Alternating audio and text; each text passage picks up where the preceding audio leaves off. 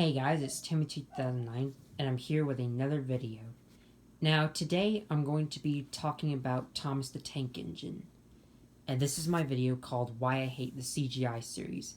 So this is going to be a very long explanation, but before I talk about the CGI series, I'm going to talk about why I like the model series. So I don't know how long this video is going to be, but I'm probably going to split it into parts.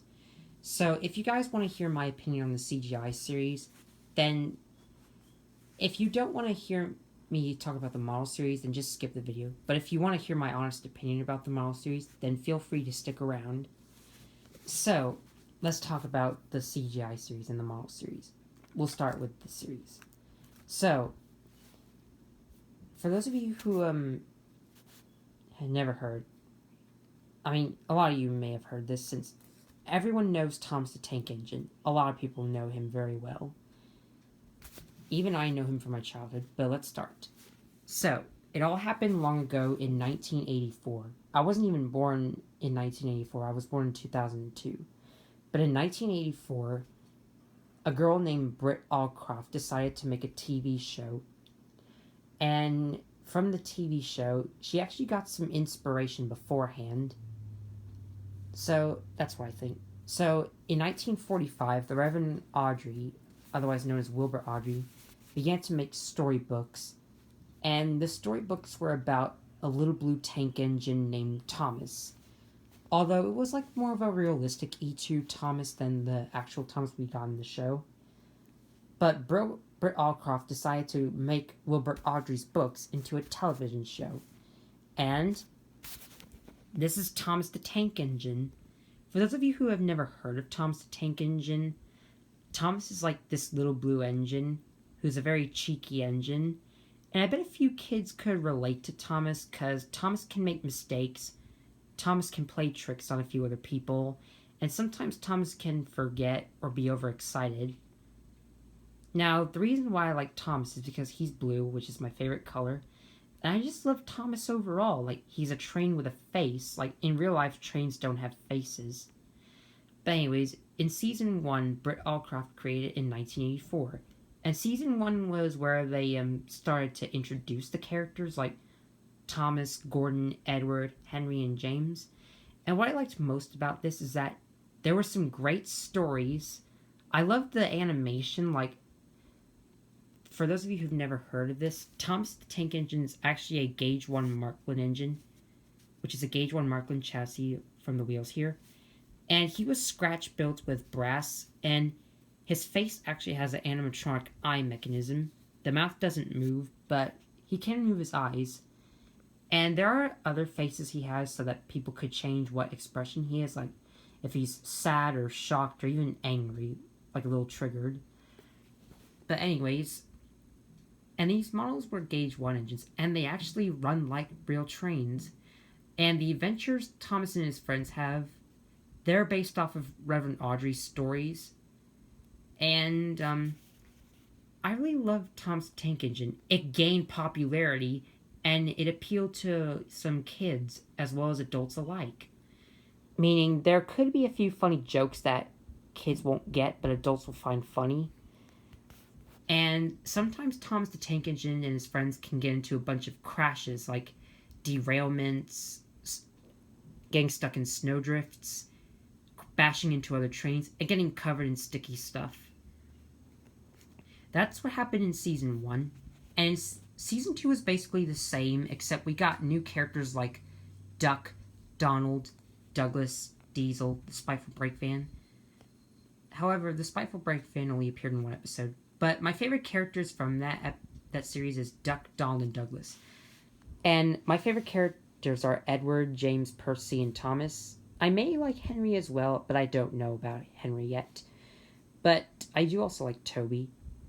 James is a very boastful engine with a shiny red coat. Percy is Thomas's best friend. Duck is Great Western, and he's based off of a real Pioneer tank engine. And Donald and Douglas even have Scottish accents. Now, while I'm talking about the characters, I thought I'd talk about something else. So in every episode, there's actually a narrator. And a narrator, like, tells the story of Thomas's adventures. And the very first narrator we ever got was George Carlin. And I love George Carlin to death. Like, George Carlin has kind of a raspy voice, but he's kind of funny too. So, sadly, in 2008, George Carlin has passed away, so RIP George Carlin.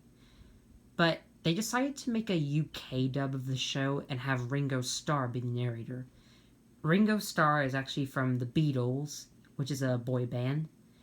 And I don't think Ringo Starr isn't too bad, but he's not my favorite narrator. I'm sorry to those Ringo Starr fans, but I prefer George Carlin because George Carlin's more funny and more energetic as Ringo Starr. Like, Ringo Starr isn't bad, but he isn't my favorite narrator. I like George Carlin more. But you guys can have your say. Then in Season 3, that's where things started to change. So in Season 3, the atmosphere was changed to be more brighter. And we even got new characters like Mavis, Oliver, Toad, and Bulgy. Bulgy actually appeared in one episode of Season 3, but he's later on seen in Season 7, which is cool. And I like Mavis, Oliver, and Toad. The reason I like Mavis is because she's young and full of her own ideas. And she's another female character. Like, she's the second female character. And she's one of my favorite females. Because she's kind of a diesel, except she has like a cone style on her head. And she has cow catchers on the sides like Toby. So I find that cool of Mavis. Oliver is Great Western. And amazing enough, Escape is one of my favorite episodes. Because Douglas actually rescued Oliver from Scrap. Like, I think Douglas deserves a round of applause for saving Oliver and Toad. And that's actually based off of the Reverend W. Awdry's story. But let me talk about the other stories in Season 3. So this is where things started to change. Britt Allcroft actually made up her own stories rather than following the Reverend Awdry's stories. The one story that Reverend Awdry had a problem with was Henry's Forest. The Reverend W. Awdry is actually dead. I don't honestly know how he died, but I think he probably died the same way Wilhelm Goetze did in Shed 17. Shed 17 is just a fan-made Thomas series, or a documentary. But he had a problem with Henry's Forest because it wasn't based off one of his stories. Although, I do quite like Season 3 as well for the classic series. I like all the classic series. So, anyways, one thing that I didn't understand was when they made tenders for Henry, they actually made the Flying Scotsman, but we never actually saw the front of the locomotive. I did see the Railway series adaptation, and we actually saw the Flying Scotsman himself speaking to Gordon. Like, I don't understand why they could have done that in the television show. I would have loved to see Flying Scotsman speak in the TV show and actually have a full model, like, similar to Gordon. He's kind of like Gordon, except he has two tenders that are, like, pretty more square than Gordon's tender. Alright. And then Season 4 had a slightly newer change than Season 3. George Carlin was still the narrator, except his voice became more raspy than it was previously. And that's when we were introduced to the narrow gauge engines, Trainboy 17's favorite characters Stepney, Bulstrode, Scruffy, and D261. D261 only appeared in one episode again, and Rusty actually rescued Stepney from Scrap. Like, Rusty and Douglas are very big heroes in the series, simply for rescuing Stepney, and Oliver, sorry. Rusty rescued Stepney. So, Stepney's another one of my favorite characters, and Stepney, I wish he was in the series, but he made very good friends with Thomas. Thomas started to grow jealous of Stepney, but they became friends soon, which I like. And Caroline was also introduced, but sadly she was only appeared in 2 episodes. Alright. So, yeah, Thomas the Tank Engine started to get more and more interesting as years went by. So, that's pretty cool. And then came Season 5. Now, Season 5 is changed again, because we had different stories and some new crashes, and even new characters, like Cranky the Crane and others. But anyways, sadly George Carlin was replaced, but you'll never guess who he was replaced by. Famous Alec Baldwin. Now, I love Alec Baldwin so much. Alec Baldwin was the narrator for seasons 5 and 6, and he even voiced acted Mr. Conductor in Thomas and the Magic Railroad. Like, that's just so amazing. I love Alec Baldwin. I love him more than Michael Angelos because he was the UK narrator for seasons 3 to 7 and seasons 3 to 13, I think. He might have narrated more than that, but Michael Angelos had passed away. I do feel kind of bad for Michael Angelos because he lived a good life, but I just like Alec Baldwin more because Alec Baldwin was as funny as George Carlin. Like, I love how obnoxious Alec Baldwin was when he was voicing female characters like Caroline and Dowager Hat. Like, that's pretty funny. And we even got more accents like, George was another character that was introduced, and I wish he was back. Like, George actually caused trouble for Sir Handel, Thomas, and Duck. But I do like the stories still. They were so interesting to me. And they were some of the best stories that I've ever heard.